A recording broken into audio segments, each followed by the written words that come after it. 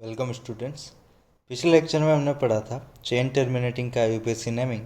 आज हम पढ़ने वाले हैं नॉन चेन टर्मिनेटिंग ग्रुप्स का आईयूपीएसी नेमिंग। अब ये नॉन चेन टर्मिनेटिंग ग्रुप्स होते कौन से हैं? तो जो भी उनके अलावा बचे हैं आपके लिस्ट में फंक्शनल ग्रुप, वो सारे ही नॉन चेन टर्मिनेटिंग हैं। ठीक है, जो पिछली बार आपको फंक्शनल ग्रुप बताए थे उनके अलावा जो भी फंक्शनल ग्रुप बचे हुए हैं वो सारे ही क्या हैं? Non chain terminating functional groups हैं आपके। क्लियर? चलिए स्टार्ट करते हैं। सबसे पहले वही है हमारी parent chain main chain selection कैसे करना है नॉन चेन टर्मिनेटिंग ग्रुप्स के लिए। तो वही है, हमें लॉन्गेस्ट पॉसिबल चेन लेनी है। ठीक है, with maximum functional group and maximum unsaturation मतलब double bond triple bond. Unsaturation का क्या मतलब है? डबल बॉन्ड या फिर ट्रिपल बॉन्ड। ठीक, without caring whether it also denotes the longest possible chain और नॉट। ठीक है, इसे अभी हम समझते हैं। क्लियर? तो ये था पेरेंट चेन के लिए। अब देखिए, हमें क्या करना है, लॉन्गेस्ट पॉसिबल चेन सिलेक्ट करनी है जिसमें कि मैक्सिमम फंक्शनल ग्रुप्स आ जाएं, और अगर अनसेचुरेशन प्रेजेंट तो वो भी आ जाए।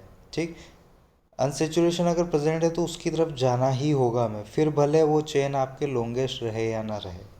ठीक, सिंपल आपके एक ही फंक्शनल ग्रुप है तो आपको लॉन्गेस्ट की तरफ जाना है, लेकिन अगर अनसेचुरेशन भी प्रेजेंट है तो फिर फंक्शनल ग्रुप को लेने के बाद आपको अनसेचुरेशन की तरफ भी मुड़ना पड़ेगा। हम करेंगे इसके एग्जांपल, डोंट वरी। ठीक है, अभी बिल्कुल सिंपल से स्टार्ट करते हैं जैसे पिछले लेक्चर्स में किए थे हमने। तो देखिए, यहाँ पर वैसे लॉन्गेस्ट चेन चुनी जाती है अगर, तो ये होती 5 मेंबर की मिल रही थी हमें, लेकिन इसमें एक भी फंक्शनल ग्रुप नहीं आता, वो ब्रांचिंग में जा रहा था। ठीक है, तो हमने कौन सी चेन सिलेक्ट करी? ये वाली, जिसमें आपके फंक्शनल ग्रुप भी अटैच्ड है। क्लियर है? तो इस तरीके से हमें लेना होता है। और जो नॉन चेन टर्मिनेटिंग ग्रुप्स हैं वो या तो आपके बीच में आ जाते हैं मेन चेन के, या फिर वो आपके ब्रांचिंग के तौर पे आते हैं। कहाँ आते हैं वो? ब्रांचिंग के तौर पे। ठीक, तो ये पेरेंट चेन का सिलेक्शन रहेगा इसके अंदर। नेक्स्ट बात करें नंबरिंग की, तो लोवेस्ट नंबर किसको देना होता है? हमें फंक्शनल ग्रुप को देना होता है। किसको देना होता है लोवेस्ट नंबर? फंक्शनल ग्रुप को। जैसे हम पहले ब्रांचिंग में देते थे लोवेस्ट सेट ऑफ लोकेंड, वैसे ही इस बार किसको देना होगा? फंक्शनल ग्रुप को। देखिए, एक तरह से नंबरिंग की प्रायोरिटी भी आपको धीरे धीरे समझ में आएगी। तो एग्जाम्पल के तौर पे इसको कंपेयर करते हैं। जैसे ये एक बीच में लग गया आपके कीटोन ग्रुप, क्योंकि इसके दोनों साइड क्या है? एल्काइल ग्रुप्स हैं, तो ये कीटोन है। अगर एक एच होता तो ये एल्डिहाइड हो जाता। ठीक है ना? तो ये जो कार्बोनिल वाला है, इसके अगर आपके दोनों साइड एल्काइल ग्रुप्स लगे हुए हैं, है ना, तो वो होता है कीटोन। अगर एक साइड भी एच है तो वो होता है आपका एल्डिहाइड। क्लियर? अब अभी हम इसकी नंबरिंग की बात करें। अगर हम देखिए राइट हैंड साइड से नंबरिंग करते हैं तो ये 3 पे आया। ठीक है, और अगर हम लेफ्ट हैंड साइड से नंबरिंग स्टार्ट करते हैं तो ये 4 पे आएगा। ठीक है, अब इसमें आपके ये जो ब्रांचिंग थी ये 5 पे आई थी, जबकि इसमें ये जो ब्रांचिंग है ये 2 पे आई है। तो ये मत कर देना कभी कि ब्रांचिंग को लोवेस्ट देना होता है। ठीक है, लोवेस्ट कहाँ जाएगा? फंक्शनल ग्रुप को लोवेस्ट जाएगा। तो यहाँ पर 4 था जबकि यहाँ पर 3 है, तो हम ये वाला सिलेक्ट करेंगे, ये वाला नहीं करेंगे, क्योंकि हमें लोवेस्ट नंबर किसको देना है? फंक्शनल ग्रुप को देना है। ठीक है, तो इस तरीके से ध्यान रखिएगा इसकी नंबरिंग करते वक्त। स्टार्ट करते हैं। सबसे पहले SO3H आपका ग्रुप है। ठीक है, ये आपका कौन सा होता है? सल्फोनिक एसिड होता है। इसका नाम क्या है? Sulphonic acid. जैसा कि आप देख रहे हैं इसके आईयूपीएसी नेम में भी यूज़ होता है। ठीक है, तो और आगे क्या लगाना है? Alkanes just. ठीक है, जो भी एल्केन है वो लगाना है। बाकी क्या है? Sulphonic acid. एस नहीं आएगा यहाँ पे, ये सल्फोनिक की वजह से लग गया होगा। ठीक है, तो इस तरीके से यूज़ करना है, यानी इसका सफिक्स क्या हो गया? Sulphonic acid. सफिक्स क्या हो गया? Sulphonic acid. और प्रीफिक्स क्या हो जाएगा इसका? सल्फो। ठीक है, तो एग्जाम्पल स्टार्ट करते हैं इसके। देखिए, CH3SO3H, सिंपल सा एग्जाम्पल है। ठीक, तो देखिए क्या हो जाएगा?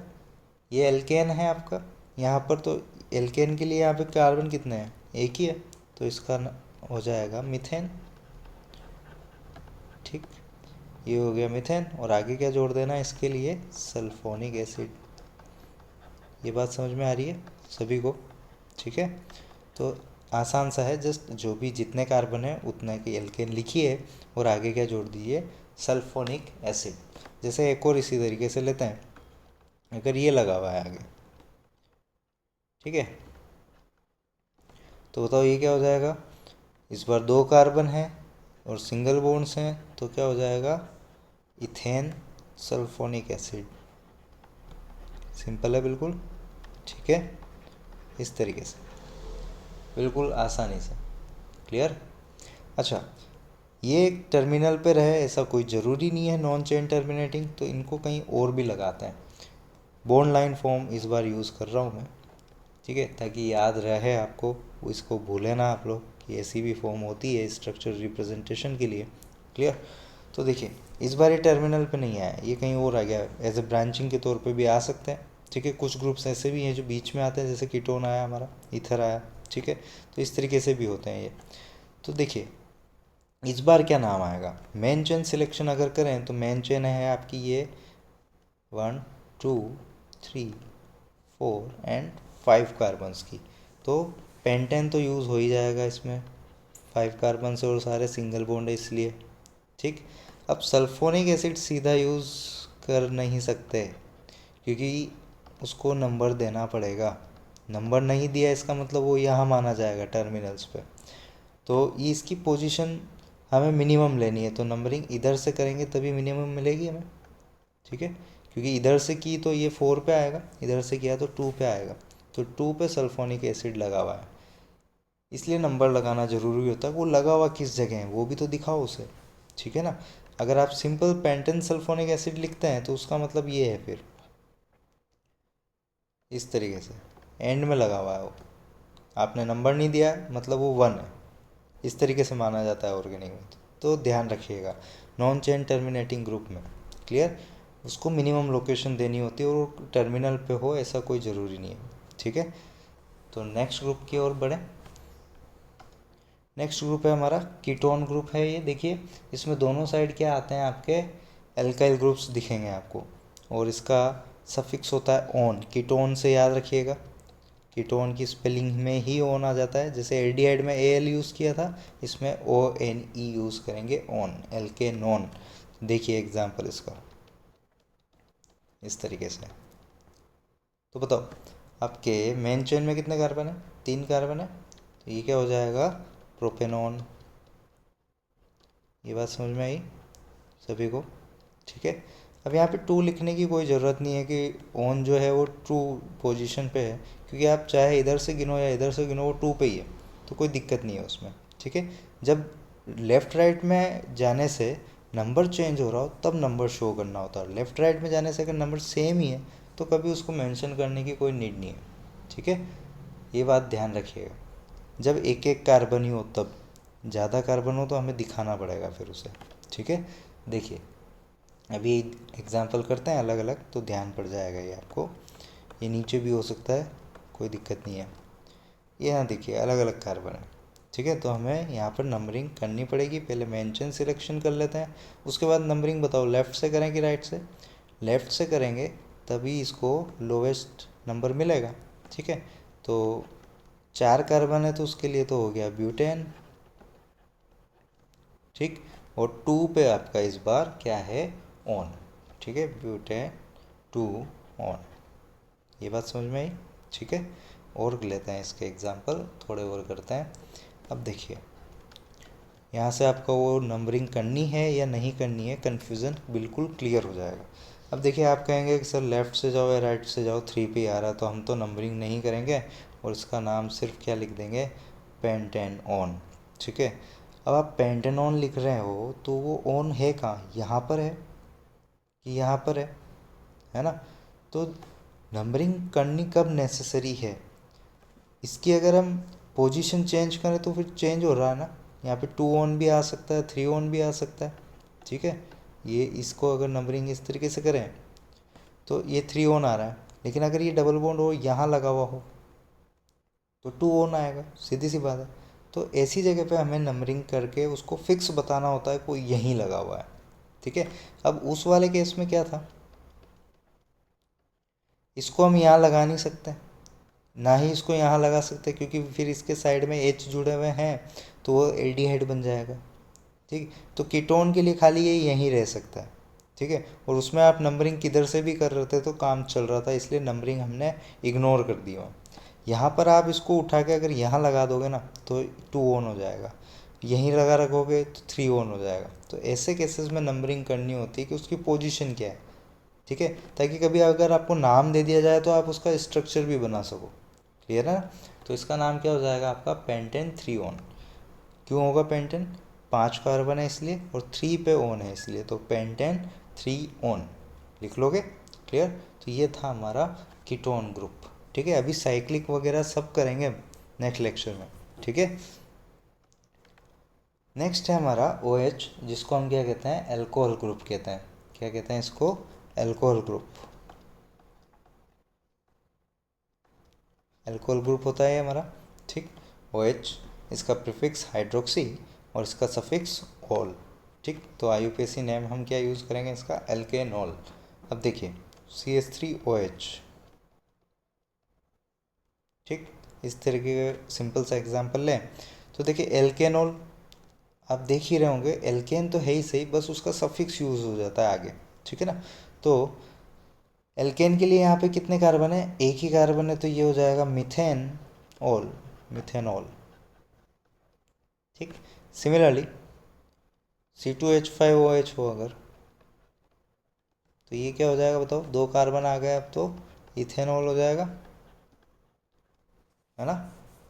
और इसका बताइए C3 कितना लें बताओ?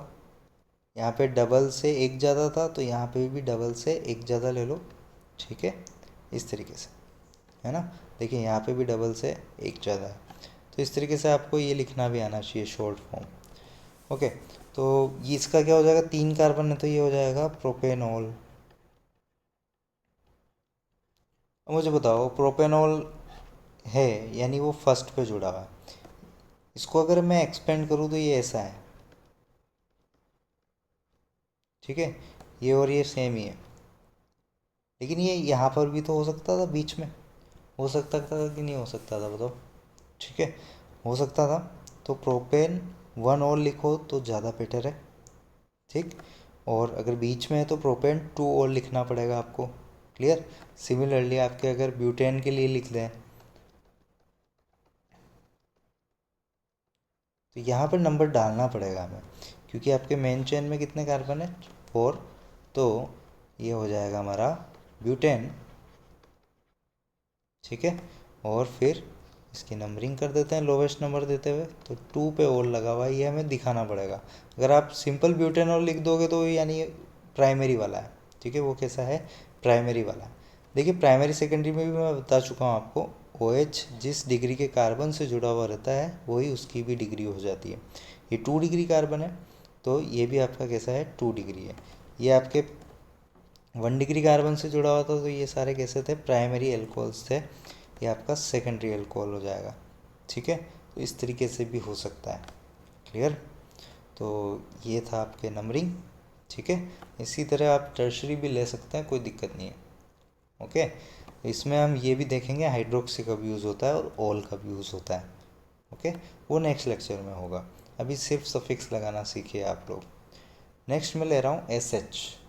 नेक्स्ट क्या है आपका? SH वाला ग्रुप।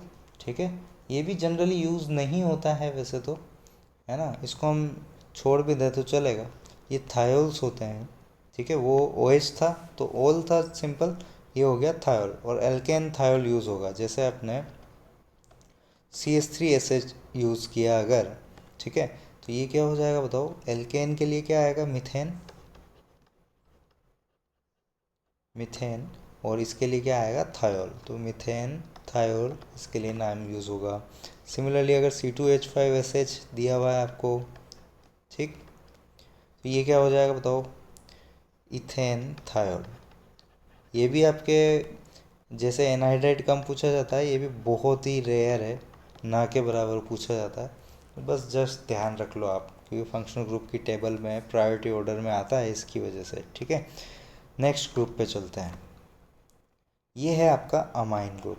कैसा है ग्रुप है ये? अमाइन। ठीक है, अमाइड और अमाइन में डिफरेंस है।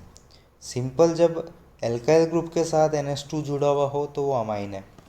ठीक है, एल्काइल ग्रुप के साथ जब जुड़ा हुआ हो, और जब यही आपके कार्बोनिल ग्रुप के साथ जुड़ा हुआ होता है तो ये क्या बन जाता है, अमाइड, एसिड अमाइड। ठीक है, ध्यान रखिएगा ये डिफरेंस दोनों में। अमाइन आपका एल्काइल ग्रुप के साथ जुड़ा हुआ होता है, जबकि अमाइड आपका कार्बोनिल ग्रुप के साथ जुड़ा हुआ रहता है। ठीक है, तो ये डिफरेंसेस भी ध्यान रखिएगा, कन्फ्यूज़न ना हो। ठीक, इसको कैसे लिखेंगे हम, एल्केन अमाइन, क्योंकि इसका सफिक्स क्या है, अमाइन ही है। ठीक, तो जैसे CH3NH2, CH3NH2, तो बताओ इसका नाम क्या हो जाएगा, एल्केन कौन है इसमें, मिथेन, तो ये हो जाएगा मिथेन अमाइन। ये बात समझ में आई। ठीक है, वही आपका एल्केन तो चल ही रहा है शुरुआत से, बस सफिक्स चेंज हो जाता है उसके साथ, है ना। तो इथेन अमाइन भी बना सकते हैं हम इसी तरीके से, थोड़ा डिफरेंट लेते हैं, यहाँ लगा देते हैं इसको, क्योंकि नॉन चेन टर्मिनेटिंग ग्रुप है, कहीं भी लग सकते हैं, ज़रूरी नहीं है हमेशा टर्मिनल पर रहे। ठीक है, तो ये यहाँ लगा दिया इस बार।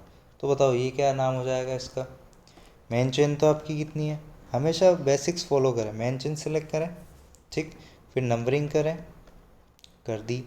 ठीक, अब आपके ये कहाँ लगा हुआ है, 2 पे लगा हुआ है। ठीक है, तो ब्यूटेन 2 अमाइन, ब्यूटेन 2 अमाइन।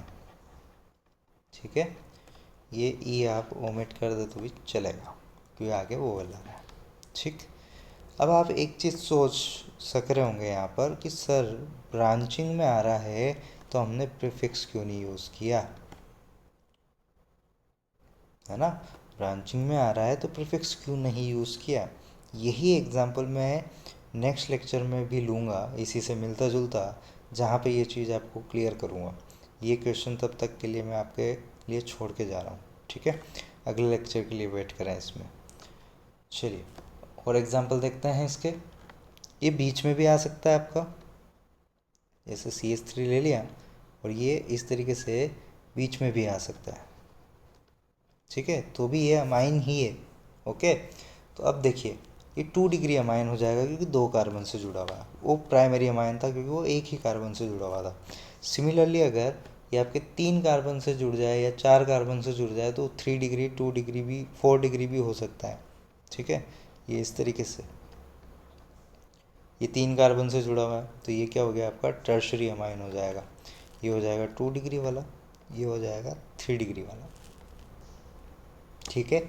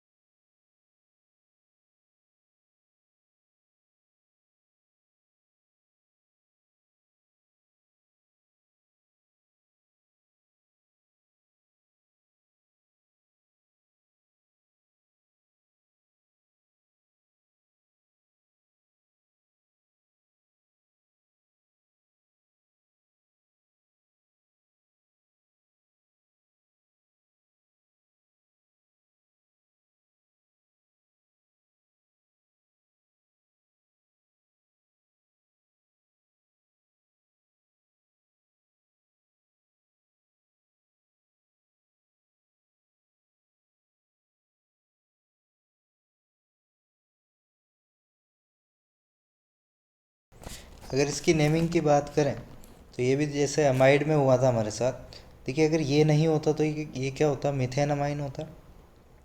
अब ये आ गया है तो ये एज ए ब्रांच मान लो इसको, और एन से जुड़ा हुआ है तो क्या लिख दो इसको, एन मिथाइल। ठीक है, एन मिथाइल लिख दो। बाकी क्या है आपका मीथेन अमाइन, बाकी क्या है आपका मीथेन अमाइन। क्लियर ये चीज़। यहाँ देखिए इसको, ये आपका तो मेन वाला हो गया। ठीक है, इससे दो ब्रांचिंग जुड़ गई इस बार, तो आपके एन से दो बार मिथाइल जुड़ा है, N N di methyl, N N di methyl जुड़े हुए हैं ये दोनों।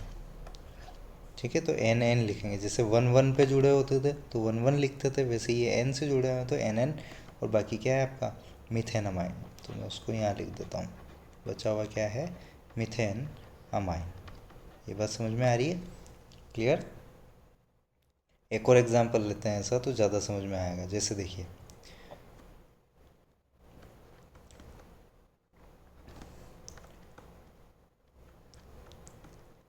ऐसा कुछ कर दें। ठीक है, चलिए और जोड़ देते हैं थोड़े बहुत यहाँ, इस तरीके से जोड़ देते हैं। अब देखिए लॉन्गेस्ट चेन कौन सी है, ये वाली, तो इसको तो पहले सेलेक्ट कर लो। बचे हुए क्या हैं, ब्रांचिंग।